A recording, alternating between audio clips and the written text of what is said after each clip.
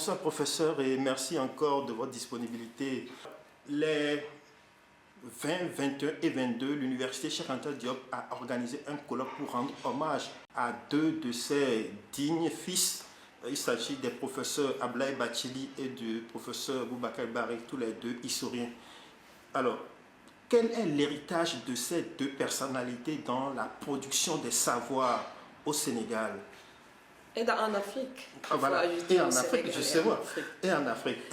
Je crois que à partir des années 40, l'histoire était devenue une discipline phare pour tous les intellectuels africains.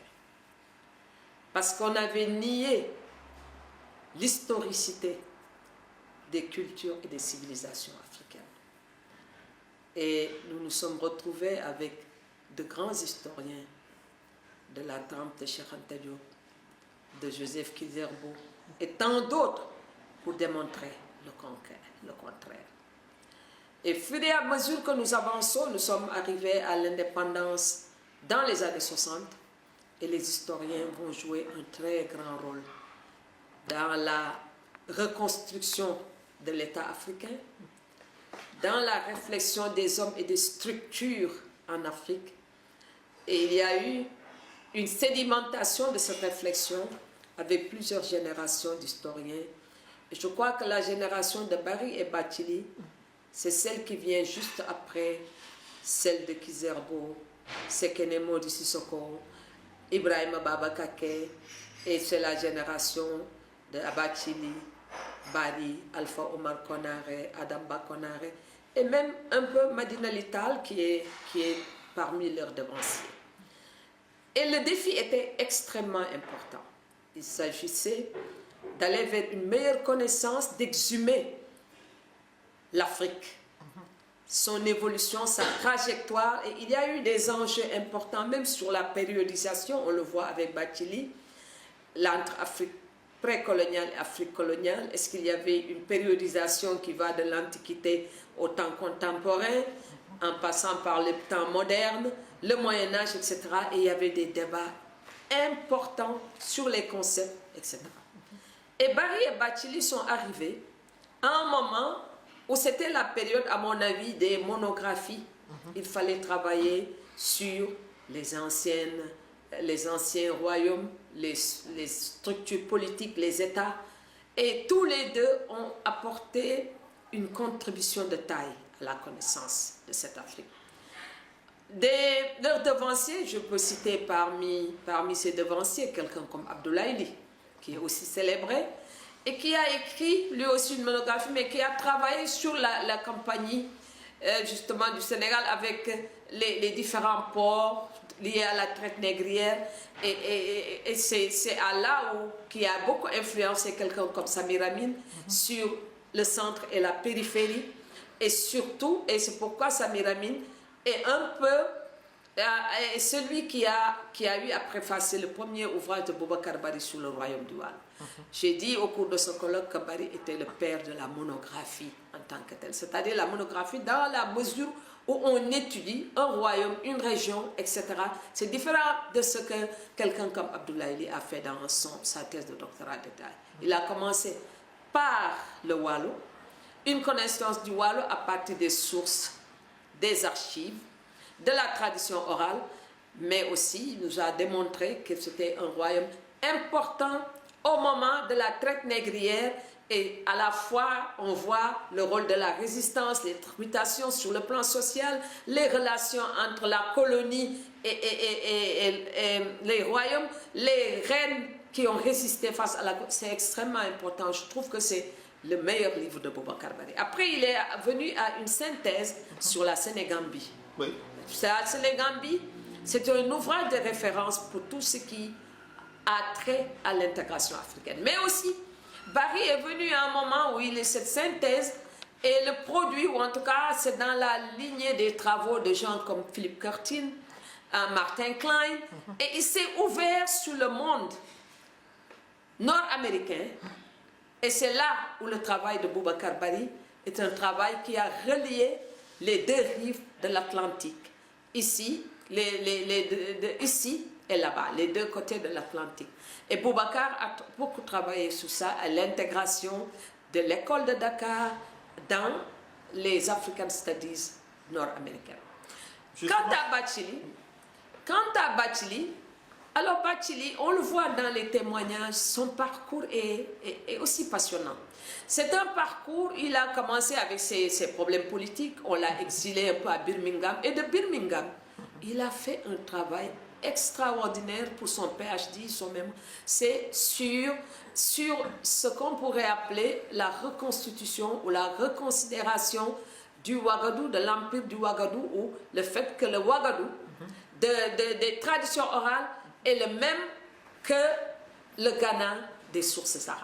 Alors qu'il s'est appuyé sur les sources arabes écrites, sur la tradition orale des Soninké, et ensuite sur les fouilles archéologiques comme Monson et Raymond Moni pour faire ce travail important d'identification et d'évolution un peu du Ouagadougou, l'empire du Ouagadougou, l'empire soninké des Ouagadougou. Mais ce qui est important dans les débats soulignés par Boubacar Bari, par Ablaye Bathily, c'est qu'il y avait des hypothèses qui couraient à l'époque pour expliquer les formations politiques en Afrique occidentale, l'empire du Ghana, l'empire du Mali, l'empire Songhai de Gao, et dire que si ces empires existent, c'est le fait de facteurs extérieurs, et c'est ça qu'on appelle l'hypothèse hamitique. Ces empires existent parce qu'ils ont été à la création des Arabes, des Syriens, et c'est ça l'hypothèse hamitique, ou le commerce transsaharien qui a été un peu à l'origine de tout ça. Et Bathily a démontré le contraire avec les traditions orales soninké, que cet empire était le fruit d'une évolution purement endogène. Ça ne veut pas dire qu'ils étaient fermés. L'Afrique occidentale n'a jamais été fermée depuis l'Antiquité avec les Garamantes, mais c'est à partir de là, c'est extrêmement intéressant, le fait de s'approprier l'histoire de l'Afrique, de la sous-région, et de montrer que même la dispersion, la disparition de l'empire du Ghana n'est pas le fait du renouveau islamique des Almoravides, mais c'est le fruit de plusieurs années de sécheresse avec des phénomènes propres à cet empire, la disparition de leurs serpents totémiques, le Ouagadougou. Et c'est intéressant ce travail de Bathily. Après, il l'a repris, allé jusqu'au XVIIIe siècle avec les premières formes de résistance comme Mamadou Lamine Dramé. Et c'est ça, leur apport est décisif à mon avis, concernant l'école historique de Dakar et comment cette école historique s'est structurée sur une réflexion historique, historienne si vous voulez, pour démontrer le contraire. Et c'était des moments passionnants, les années 70, 80, jusqu'en 90, concernant la réflexion historique.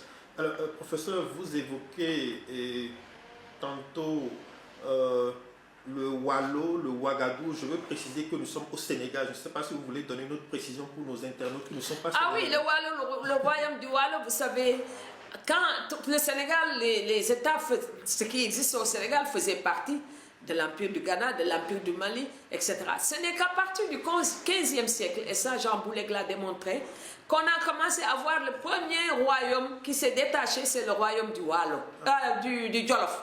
Et à partir du Jolof, d'autres royaumes, surtout au moment de la traite négrière, Mamadou Diouf, notre collègue, a travaillé sur le Cayor.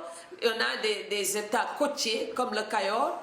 On a le Baol à l'intérieur, mais surtout le Wallo, qui était devenu une entité politique importante, où les femmes ont joué un rôle de premier plan, comme Diombot Mbodj et sa sœur, la reine d'Atayalla, au moment de la colonisation. Donc c'est un royaume qui se situe au nord. Mais avant ces royaumes, on a eu les grands empires, les grandes entités politiques, comme l'Empire du Ghana, dont la capitale était Koumbi-Salé, qui était centré autour un peu une partie de la Mauritanie, le Sénégal, etc. Cet espace géographique, le nord du Sénégal. Après, on a eu l'Empire du Mali. L'Empire du Mali, on peut dire que le Ghana, c'est du 3e siècle au 11e siècle. L'Empire du Mali, après le Soso au 12e siècle, l'Empire du Mali, c'est du 13e au 14e siècle. Vous connaissez tous l'histoire de Sundiata Keita et de Kanka Moussa. Ensuite, on a eu l'Empire Songhai de Gao avec les Soni Alibert, le fondateur, et les Askia, surtout Askia Mohamed Askia Daoud.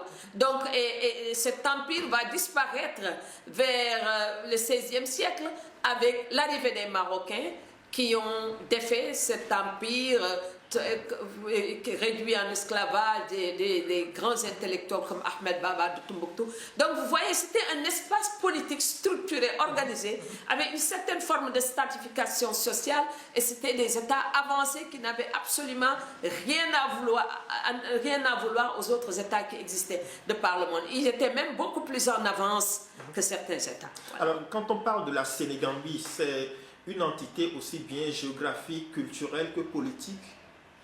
Oui, absolument. La Sénégambie était une entité parce que, vous savez, l'histoire de la Sénégambie, Barry, il tient beaucoup en raison de son besoin d'intégration sous-régionale. Ce sont les mêmes peuples qu'on trouve, les mêmes espaces. Je me souviens, dans les années 80, Senghor avait organisé 2 grands colloques sur le Manding. C'était le colloque de l'IAI, International African Institute de Londres, et le colloque ici à Dakar, avant qu'il ne quitte le pouvoir, c'était sur la civilisation mandingue, pour montrer que la civilisation mandingue était une grande civilisation qui intégrait tout cet espace-là, et avec une culture de très haut niveau. Mais on a un collègue qui d'ailleurs a fait une présentation, qui a fait son mémoire, depuis son mémoire de maîtrise, Mamadou Mané, sur le Gabou, le Grand Gabou. Et le Grand Gabou est à cheval sur le Sénégal, la Gambie et la Guinée-Bissau, l'Empire du Gabou. Donc le Manding, aujourd'hui on va parler des Alpulaar, mais je peux dire que le Manding, les civilisations Manding couvrent pratiquement toute cette région du Sénégal, du Mali, de la Gambie, etc.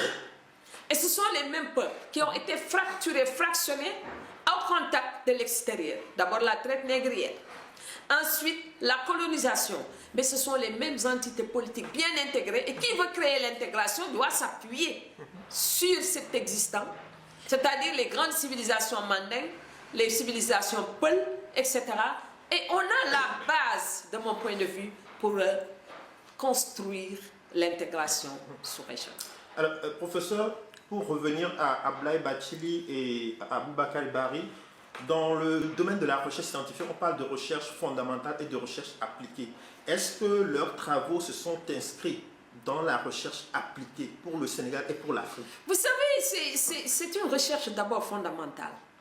Parce qu'avant d'aller vers l'application, c'est-à-dire la recherche, elle est scientifique. Elle prépare les politiques, les esprits à avoir une base intellectuelle, une base culturelle, une base sociale, parce qu'il s'agit de restructurer les sociétés africaines.